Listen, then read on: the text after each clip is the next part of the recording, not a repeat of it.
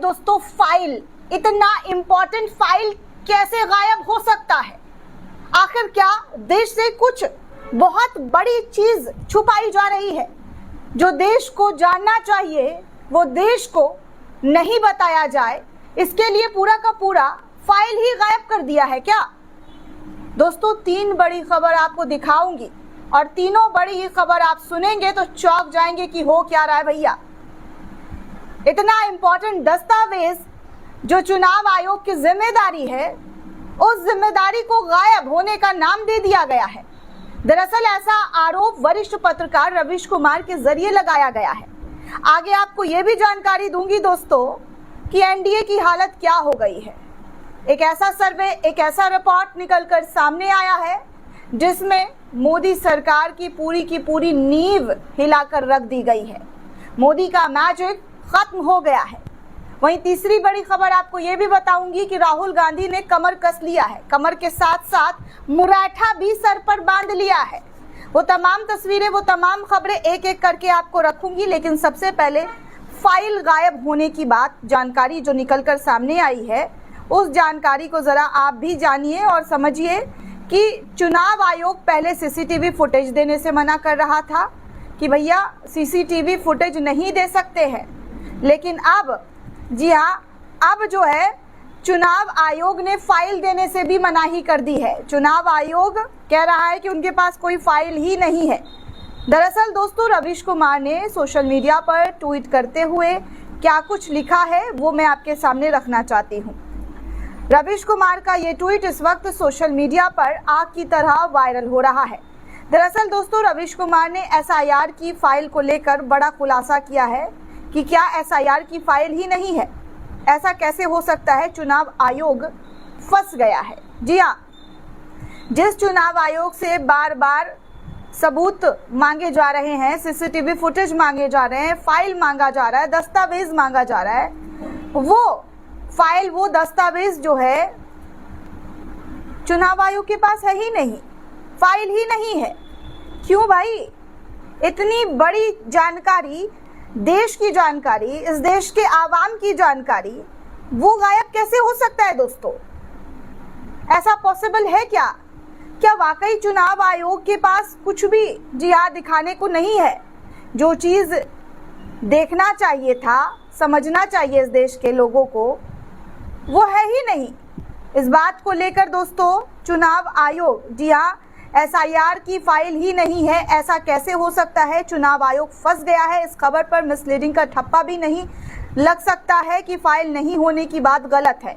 फिर लोग पढ़ेंगे कि फाइल अगर है तो आरटीआई के तहत क्यों नहीं दी जा रही है। कम से कम यही बता दे कि फैसला चुनाव आयोग ने ही लिया है या किसी और ने नहीं। आप लोग सावियत और स्वतंत्र है ना। दरअसल दोस्तों द रिपोर्ट कलेक्टिव के हवाले से एक जानकारी जो है साझा की गई है, जिसको लेकर रवीश कुमार ने खबर को रीट्वीट किया है। और रिपोर्ट कलेक्टिव ने क्या लिखा है जरा मैं आपको स्क्रीन पर दिखा दूं। दरअसल रिपोर्ट कलेक्टिव लिखता है कि चुनाव आयोग नागरिकता संबंधी दस्तावेज तो मांगता है, लेकिन एसआईआर पर अपने दस्तावेज देने से इनकार कर देता है। हमने एसआईआर पर चुनाव आयोग को भेजे गए 4 आरटीआई अनुरोध पर नजर रखी, जिनका अब तक कोई जवाब नहीं आया है। अब आप समझ सकते हैं दोस्तों कि चुनाव आयोग का जवाब ना देना ये अपने आप में बहुत सारे सवाल खड़े कर रहे हैं कि चुनाव आयोग बार बार अपनी मनमानी कैसे कर सकता है। चुनाव आयोग के जरिए इस तरीके से कैसे जनता को नहीं किसी भी तरीके का सम्मान देने की जो है बात की जा रही कि भैया हम आपको ये चीज़ें नहीं पहुंचा सकते हैं। पहले तो राहुल गांधी को ही साफ मना कर दिया और केस करने की बात कर दी, धमकी दे दी कि भैया ऐसे कैसे कर सकते हैं, ऐसे कैसे दिखा सकते हैं। और अब फाइल का जो जानकारी मांगी गई है उसके बारे में भी कहा जा रहा है कि भैया गायब है, जानकारी नहीं दी गई। मतलब चल क्या रहा है? चुनाव आयोग सीधे मुंह आकर बताए कि चल क्या रहा है, वो सीधे तौर पर बता दे तो जनता वो भी जान लेगी और संतुष्ट हो जाएगी कि चुनाव आयोग के मन में चल क्या रहा है। क्योंकि जिस तरीके का प्रेस कॉन्फ्रेंस हुआ है वो देश ने देखा और उसको समझ में भी आ रहा है। अब चलिए दोस्तों दूसरी तस्वीर, दूसरी खबर बिहार से राहुल गांधी की सामने आ रही है।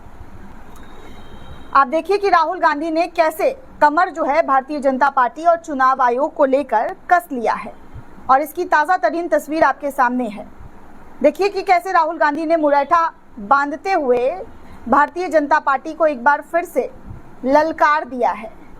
और कांग्रेस के लोग इस तस्वीर को शेयर कर रहे हैं। रागिनी नायक ने शेयर किया और लिखा कि हाथों में खंजर नहीं, आंखों में पानी चाहिए, हमें तो दुश्मन भी खानदानी चाहिए। तुम रखो ये खाकी निक्कर और काली टोपियां, हम पुराने हैं, हमें पगड़ी पुरानी चाहिए। तो इस तरीके से जो है रागिनी नायक के जरिए ये राहुल गांधी की जो ताज़ा तरीन तस्वीर आई है उसको शेयर कर दिया गया कि भैया राहुल गांधी ने तो अब बोल दिया है कि हम किसी भी कीमत पर पीछे नहीं हटने वाले हैं, अब करना है जो कर लो। दोस्तों, कल जो तस्वीरें आई और हमने आज भी खबर आपको बताई थी कि जो है प्रधानमंत्री नरेंद्र मोदी को लेकर गाली गलौज किया गया और इसको लेकर बीजेपी ने खूब मुद्दा बनाया, खूब ज़्यादा जो है उछाला गया। अब एक और तस्वीर दोस्तों सामने आ रही है जो अभी अभी मेरे नज़र के सामने से गुजर रही है, तो मैंने सोचा आप तक भी वो तस्वीर पहुँचाऊँ। दरअसल दोस्तों एक तस्वीर सामने आई है जहां पर कहा जा रहा है, जैसा कि मैंने पहले ही कहा था कि कांग्रेस के नेताओं ने आरोप लगाया कि ये सब भाजपाई के एजेंट हैं। तो तस्वीर जो है भारतीय जनता पार्टी का दिखाई दे रहा है कि उन्होंने पट्टा वट्टा ले लिया है, गले में गमछा वमछा है। हालांकि इस चीज़ की मैं सत्यता नहीं करना चाहूँगी क्योंकि अभी भी लोगों को मतलब फोटो के जरिए सवाल पूछे जा रहे हैं जो कि मैंने आपके सामने रख दिया है। कंफर्मेशन मैं नहीं दे सकती हूँ क्योंकि इसको लेकर कोई कंफर्मेशन सामने नहीं आया, लेकिन तस्वीर ज़रूर शेयर किया जा रहा है और कहा जा रहा है कि ये भारतीय जनता पार्टी के ही लोग थे जिसके जरिए इस तरीके का करतूत किया गया।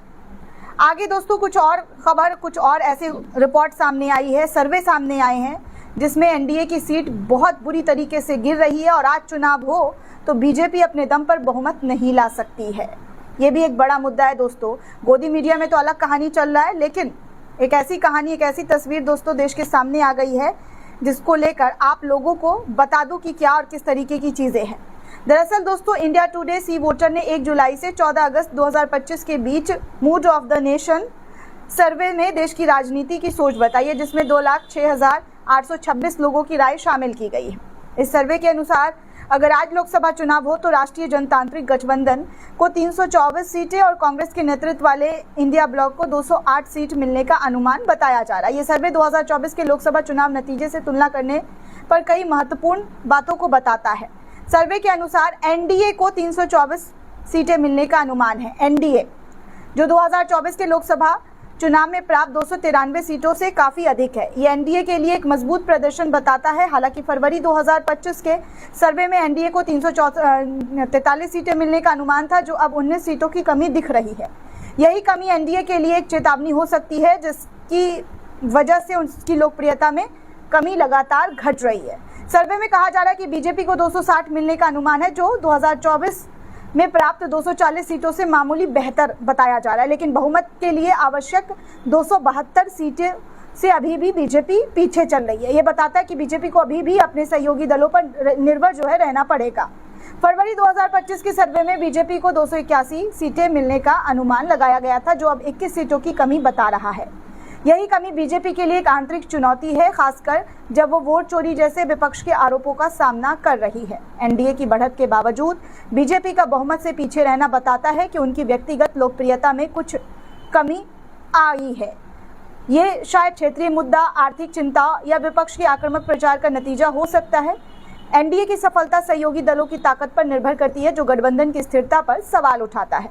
सर्वे के अनुसार इंडिया गठबंधन को 208 सीट मिलने का अनुमान है, जो 2024 में 234 सीटों से कम है। हालांकि फरवरी 2025 के सर्वे में अनुमानित 188 सीटों की तुलना में ये 20 सीटों की बढ़ोतरी बताई जा रही है। कांग्रेस की 97 सीट मिलने के अनुमान है, जो कि 2024 में 99 सीटों में से लगभग समान है, लेकिन फरवरी में 78 सीटों का से अनुमान बेहतर जो है दिखाई दिया जा रहा है। राहुल गांधी के नेतृत्व में इंडिया गठबंधन ने कुछ हद तक अपनी स्थिति में सुधार लाई है। सर्वे में 50% लोगों ने राहुल के विपक्ष नेता के रूप में प्रदर्शन को अच्छा करार दिया है और 28 ने इसे शानदार बताया है। यही उनकी बढ़ती लोकप्रियता को बता रहा है। विशेष रूप से वोट चोरी जैसे मुद्दों पर बीजेपी के खिलाफ आक्रामक रुख के कारण राहुल गांधी की लोकप्रियता लगातार बढ़ रही है। दोस्तों, इंडिया गठबंधन की सीटों में कमी दर्शाती है कि 2024 के चुनावों में उनकी अप्रत्याशित सफलता को लगातार बनाए रखने में चुनौतियां हैं। क्षेत्रीय दलों के बीच आंतरिक मतभेद और हरियाणा, महाराष्ट्र जैसे राज्यों में हार ने उनकी एकजुटता को प्रभावित किया। हालांकि राहुल गांधी की बढ़ती लोकप्रियता और कांग्रेस की मामूली रिकवरी एक पॉजिटिव संकेत जो है इंडिया गठबंधन और कांग्रेस के लिए बताई जा रही है, लेकिन ये गठबंधन की दीर्घकालिक रणनीति और एकता पर सवाल उठता है। सर्वे में कुछ राज्यों में एनडीए को मजबूती बताया जा रहा है, जैसा इंडिया टुडे का ये सर्वे है दोस्तों। उदाहरण के लिए तमिलनाडु में डीएमके कांग्रेस गठबंधन को 36 सीटें मिलने के अनुमान है, जबकि बीजेपी को केवल 3 सीटें मिल सकती है तमिलनाडु में। ये बताता है कि दक्षिण भारत में बीजेपी की पैठ अभी भी सीमित वैसी की वैसी है, वहां उनका वैसे ही सफाया है। उत्तर प्रदेश में एनडीए को 43 से 45 सीटें और इंडिया गठबंधन को 34 से 36 सीटें मिलने की अनुमान बताई जा रही है, जो 2024 के नतीजे में 43 सीट इंडिया गठबंधन, 33 सीटें बीजेपी से उलट है। अब आप सोच सकते हैं दोस्तों कि बीजेपी का साउथ पर जो राज करने का सपना है वो वैसे का धरा है। 3 सीटें, मतलब आप सोच सकते हैं दोस्तों 3 सीटें क्या मायने रखता है। 3 सीटें, 3 में तो कुछ नहीं होता, लेकिन भारतीय जनता पार्टी को तमिलनाडु के अंदर 3 सीटें मिलती हुई दिखाई दे रही है, ऐसा सर्वे बता रहा है। हालांकि इंडिया गठबंधन लगातार जिस तरीके से उनको पॉजिटिव जो उनको तमाम चीज़ें दिखाई दे रही है पॉजिटिव वे में, लोगों का जुड़ाव, लोगों का प्यार, सपोर्ट इस वक्त दोस्तों आपके सामने है। आप लगातार देख रहे हैं, आप दर्शक हैं, आपको अच्छे से पता है। और भारतीय जनता पार्टी की क्या स्थिति है और किस तरीके से एनडीए में लगातार सिर्फ फुटबॉल की खबर भी आती रहती है, ये भी आपको मालूम है। लेकिन सर्वे में बीजेपी अभी भी अपने दम पर सत्ता में वापसी नहीं कर सकती है जब तक कि उनके सहयोगी उनको सपोर्ट ना करे। ये स्थिति है मोदी जी की लोकप्रियता की। दोस्तों, इस पूरे रिपोर्ट को लेकर आप क्या सोचते हैं, आपकी क्या प्रतिक्रिया है, हमें कमेंट करके जरूर बताइएगा। साथ ही साथ चैनल को ज़्यादा से ज़्यादा लाइक, शेयर और सब्सक्राइब करना बिल्कुल भी ना भूलें। शुक्रिया दोस्तों।